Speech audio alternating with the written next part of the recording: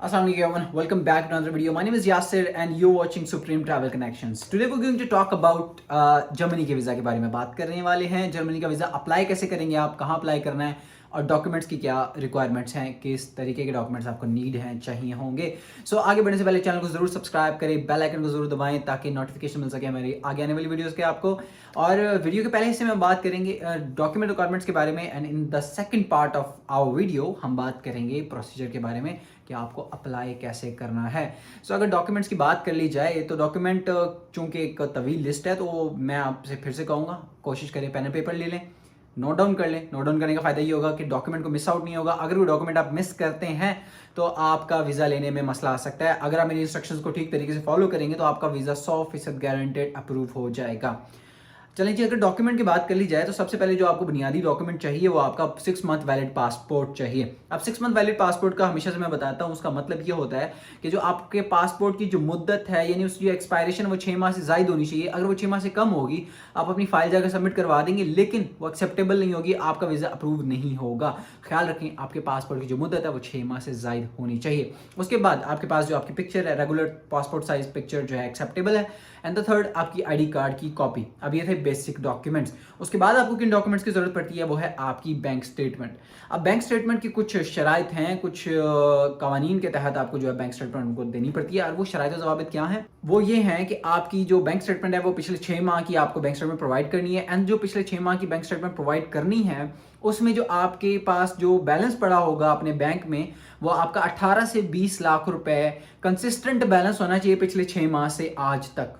यानी कि उसके अंदर आपके पास हर महीने ये बैलेंस होना चाहिए। आपको उस बैलेंस को छेड़ना नहीं है। 18 से 20 लाख रुपए उसके अंदर हर वक्त मौजूद होनी चाहिए पिछले 6 माह से। और उसके ऊपर भी अच्छी ट्रांजैक्शंस का मौजूद होना लाजिम है। यानी कि 20 लाख रुपए तो आपके अकाउंट में पड़े हुए हैं, उसके ऊपर भी आपके अकाउंट के अंदर पैसे की आमदोरफ्त होनी चाहिए। यानी कि मिसाल के तौर पे आपने 4 लाख की ट्रांजैक्शन की है, 5 लाख की आपके अकाउंट में आ गई है, 2 लाख की ट्रांजैक्शन की है, 4 लाख आ गए। इस तरीके से आपके अकाउंट में आमदोरफ्त पैसे की होनी चाहिए ठीक ठाक किस्म की, तभी आपकी जो बैंक स्टेटमेंट है वो एक्सेप्टेबल होगी। एंड इन द लास्ट जो आप जब जो टिल डेट आपका क्लोजिंग बैलेंस होगा वो आपका कम से कम भी 3 मिलियन यानी 30 लाख रुपए का मौजूद होना लाजिम है। अब अगर आप 100% वीज़ा गारंटी चाहते हो ना तो आप कोशिश करें 30 लाख ही उसके अंदर बैलेंस मौजूद हो। अगर कम होता है तो उस सूरत में भी there are much greater chances कि आपका वीज़ा अप्रूव हो जाए। लेकिन अगर आप 100% चाहते हो तो कोशिश करें आपके जो बैंक में बैलेंस जो क्लोजिंग बैलेंस हो वो 30 लाख रुपए मौजूद हो।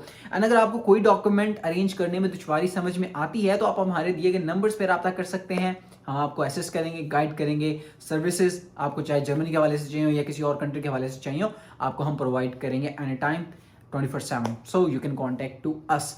और इसके बाद आपके पास इसके जो नेक्स्ट डॉक्यूमेंट में आ जाती है वो चीज़ है वो आपका 3 ईयर टैक्स रिटर्न आ जाएगी। अब जो 3 ईयर टैक्स रिटर्न है वो आपको अपनी बैंक स्टेटमेंट के अकॉर्डिंग देनी होगी। यानी कि जो आपने 6 मंथ की बैंक स्टेटमेंट है उसके अकॉर्डिंगली ही आपको अपनी टैक्स रिटर्न्स देनी पड़ेंगी। अगर वो मिसमैच होगी तो उस सूरत में भी वो आपका डॉक्यूमेंट वैलिड कंसीडर नहीं किया जाता। टैक्स रिटर्न 3 इयर्स की आपको मैच करके अपनी बैंक स्टेटमेंट से ये प्रोवाइड करनी होगी। और उसके बाद आपके पास कंपनी NTN आ जाता है, आपको NTN लाजमी प्रोवाइड करना है, it is a must document. And उसके बाद जो आपके पास डॉक्यूमेंट है वो है चेंबर ऑफ कॉमर्स का सर्टिफिकेट। ये मस्ट डॉक्यूमेंट है, आपको चेंबर ऑफ कॉमर्स का सर्टिफिकेट लाजमन प्रोवाइड करना पड़ेगा। जिस भी इंडस्ट्री से आप ताल्लुक रखते हो आपने अपने चेंबर ऑफ कॉमर्स में तो रजिस्ट्रेशन करवाई होगी, आपको वो डॉक्यूमेंट मस्ट देना पड़ेगा। एंड इसके बाद आपके पास टूर प्लान प्रोवाइड करना लाजिम है आपकी एप्लीकेशन के साथ। अब टूर प्लान को किस तरीके से रेडी करना है, टूर प्लान है क्या चीज़? टूर प्लान यानी कि आपने जर्मनी में जाना है और जर्मनी में जो भी एक्टिविटीज़ होंगी वो आपको अपने टूर प्लान में एक्सप्लेन करनी है कि मैंने फ़लाँ दिन यहाँ रहना है, इस डेट को मैं यहाँ इस होटल में ठहरने वाला हूँ, मैंने यहाँ जाना है।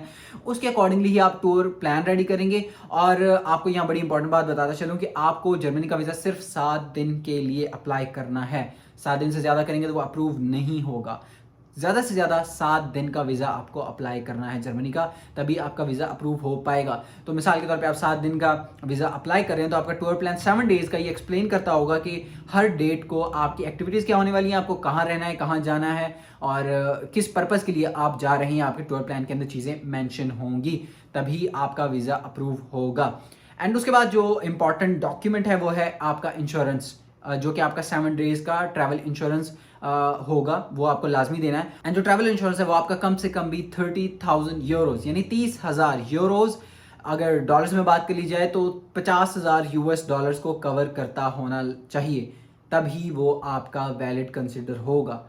And that is it. ये थे डॉक्यूमेंट्स, ये डॉक्यूमेंट सारे मस्ट हैं, रिक्वायर्ड हैं। आई रिपीट, अगर आपसे कोई डॉक्यूमेंट अरेंज नहीं हो पा रहा, किसी किस्म की मसला आ रहा है, दुश्वारी आ रही है, अगर किसी डॉक्यूमेंट को अरेंज नहीं कर पा रहे, आप हमारी सर्विसेज ले सकते हैं। आप 24 घंटे हमसे रब्ता करें, दिए गए नंबर्स पे कांटेक्ट करें। इंशाल्लाह हम आपको सर्विस देंगे, एसेस देंगे, गाइडेंस देंगे।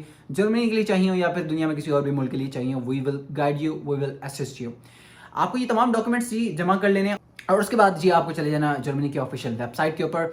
वेबसाइट ओपन अप होते ही आपके सामने कैटेगरीज आप सामने आ जाएंगे, कितने डेज का वीज़ा और किस तरीके का वीज़ा आप अप्लाई करना चाहते हो।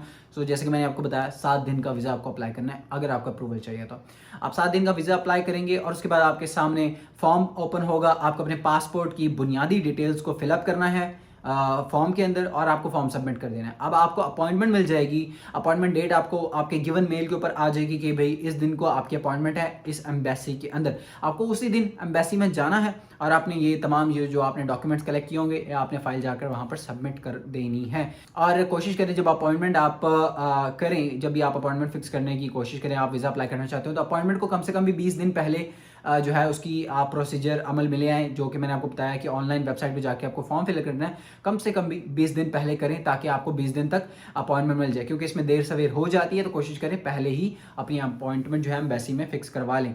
So that is it. अगर आप मेरी इन इंस्ट्रक्शंस को फॉलो करेंगे तो आपका वीज़ा 110% गारंटेड है, वो अप्रूव हो जाएगा। और इसके अलावा कोई मसला मसाइल किसी किस्म की परेशानी आती हो, so you can contact to us every time any time. और I hope you like that information. If you like that so please give it a thumbs up and also subscribe our channel for more videos like that. इंशाल्लाह मिलेंगे किसी और video में। Thank you so much जी, अल्लाह हाफिज़।